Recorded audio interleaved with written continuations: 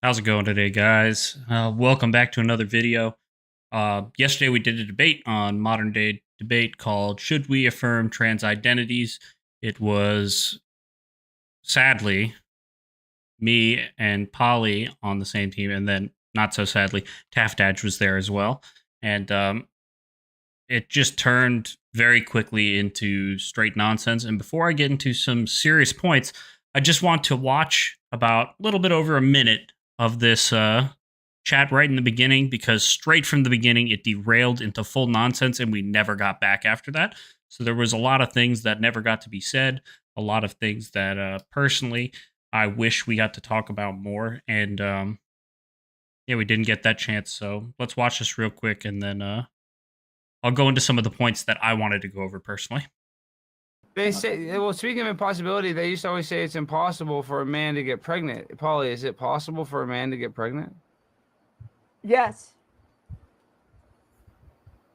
How? Is it with his penis? He'll have a baby? A baby will come out of his pee hole? Trans dudes can get pregnant, and trans dudes are dudes, my guy. I know you can't, you don't like that reality, but it is reality because we are who. Are you your brain or are you your dick? Right? You think, does your dick talk to you? I mean, maybe it does, but I get my Mine idea does. of who I am, and okay, well then that's because you're kind of a freak. But like I know I am a because my freaky brain freak. tells me so. Yeah, I can see that. I can. You got that vibe to you. But I'm a freak. Me on the other hand, my brain tells me who I am, and so. Do you still have it? Do you still have a male penis? Ask your mom. What? My mom passed away recently, but how would she know? Did she have sex with my dad. mother? You've had sex with my dad? Yeah. Dad! Yeah. Last night. Dad! Any other questions? Have you really? Did you give my dad anal or did he give you anal? Both. He was all about it, my guy. He's like, my son is a loser, did he pay you, but or you're a real woman, notwithstanding what he says. My son is a pathetic loser, is what he said. And I heard you outside, you were crying, and it was so sad. He says that every Thanksgiving in front of all of my aunts and uncles, and I just say that I cried and I ate pumpkin pie. I don't really love my baby boy. I just have to pretend. All right. Only watch that much of this. Yeah, it was funny in the beginning. I figured from here we'd be able to turn it around. It just devolved into pure nonsense. And nothing against Kaz. I would love to be a part of another debate, even with him moderating. But we never really recovered after that, sadly. And because of that, I feel like he should have buckled down a little bit more. But I don't want to put this on him at all. Atheist Ed, cool man. Kaz, love you, brother. I felt like you did as good of a job as you could have done with this. The only thing you could have done more is remove them both from it. And yeah, they just were stuck on these topics the entire time.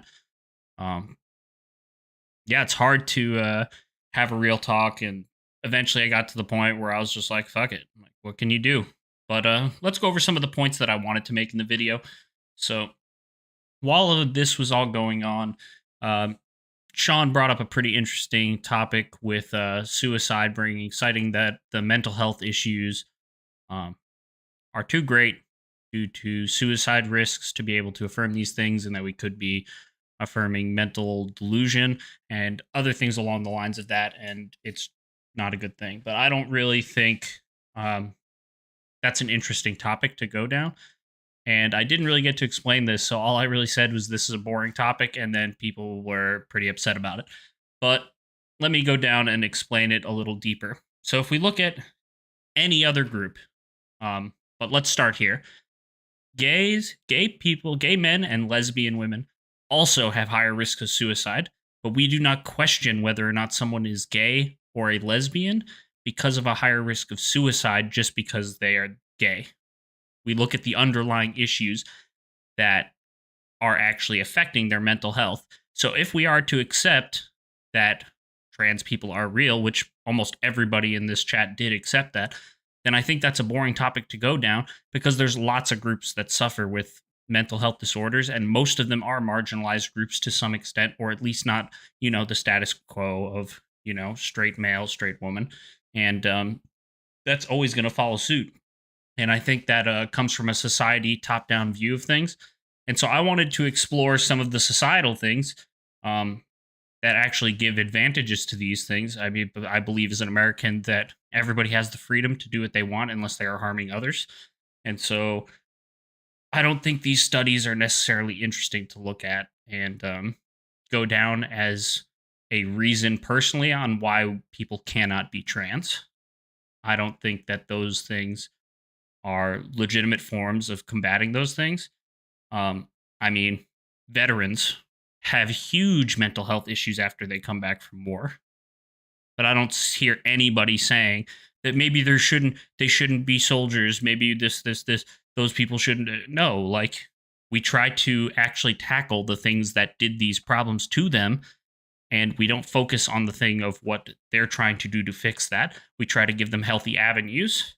Now with Shapeshifter, um, she was a very unique case and went trans and is now detransitioning and is against it. And I can understand that because there's a lot of questions here. The science isn't far enough along. And so all of the potential risks and factors that can go into play to make things worse for someone's life were not shared before all of the surgeries that Shapeshifter did. And it's sad that the information isn't displayed in an appropriate way. I don't think that's a reason for no one to allow to be trans, and I don't think Shapeshifter would say that either. I think Shapeshifter's biggest worry is with children and that it should be reserved for adults, and I fully agree with that. I think this is something that should be fully reserved for adults. I don't think we should be giving hormones and puberty blockers to kids at this time. I just don't think the science is far enough along. And if anyone else would like to talk about that, I would love to talk about that as well. But the other topics that I thought could have been interesting, especially with what Sean was going down before he got accused of not being a PhD uh, and other things by Polly, to be able to analyze data, which is stupid because Polly analyzes all of these different data points and didn't watch too much of her other talks, but I've watched enough to sit here and say that all Polly does is try to cite studies the entire time. She refuses to live in reality and acknowledge anyone else's experience unless it's been studied in a scientific lab. So, unless you have a PhD or something, you just sound like a whiny fucking clown. Fucking diner voice. And then you have Alex Stein. The entire time. It's like, what the fuck is going on here? We can't have a real conversation. And it's so absolutely frustrating when I'm sitting there and I'm laughing because I'm like, dude, when does this fucking end? Like, are they ever going to grow the fuck up? And like, can we move on to the actual topic, please? And yeah, I mean, not much else to say about it. James, I would love to come on Modern Day Debate again. Potentially do a topic I'm a little bit more familiar with and a little bit more, sad to say, interested in a more personal scope. This channel is about, men's health and trying to get men better, and then also just some reaction fun content, and then being able to debate and argue as well. But I have a pretty centrist view on a lot of things. I can see both sides, the arguments on both sides, and some of that I can agree with a little bit on each side, but I do take pretty hard stances within the lines that I have crafted for myself. Alex Stein, you're a comedian, bro. You shouldn't be a political pundit. Just go do stand-up or something, brother. You probably be much better at it anyway, because the things you do politically seem to have little to no effect. And Polly, you need to go get some therapy because you just don't make any fucking sense. And to be more specific, probably like speech therapy. Maybe think about what you're going to say before you fucking say it. You just sound like a fucking clown. But aside from that, Taft Edge, I would love to have a talk with you about what we talked about prior to the show in the pre-show.